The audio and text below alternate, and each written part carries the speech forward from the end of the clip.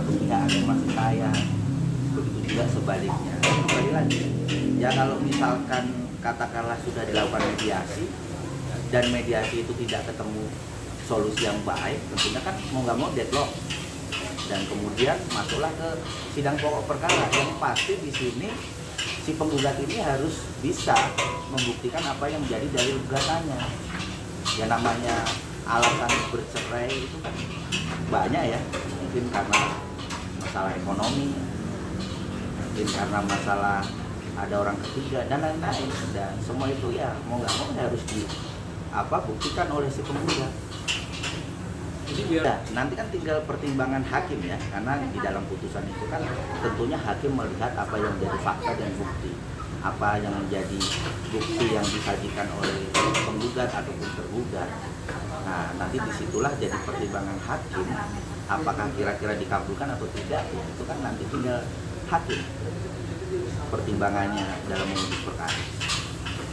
Yang namanya seorang istri, dia menggugat perceraian, kalau misalkan muslim berarti di pengadilan agama, berarti dia jatuhnya gugat cerai.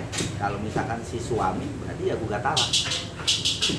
Perbedaan si suami dengan istri kalau dalam mengajukan gugatan itu, kalau si suami berarti endingnya pada saat setelah diputus dia mau nggak mau ya harus ikrar talak. Nah, berarti kalau misalkan ikrar talak itu ya apa yang menjadi kewajiban si suami atau mantan suami kepada si istrinya ya harus dijalankan. Ya kalau misalkan tidak dijalankan berarti ya gugur gugatan itu.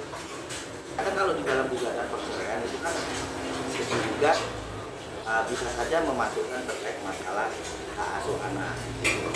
Nah, jadi dilihat hakim pun juga di dalam fakta dan bukti si anak ini kira-kira masih di bawah umur atau enggak, kira-kira seperti itu.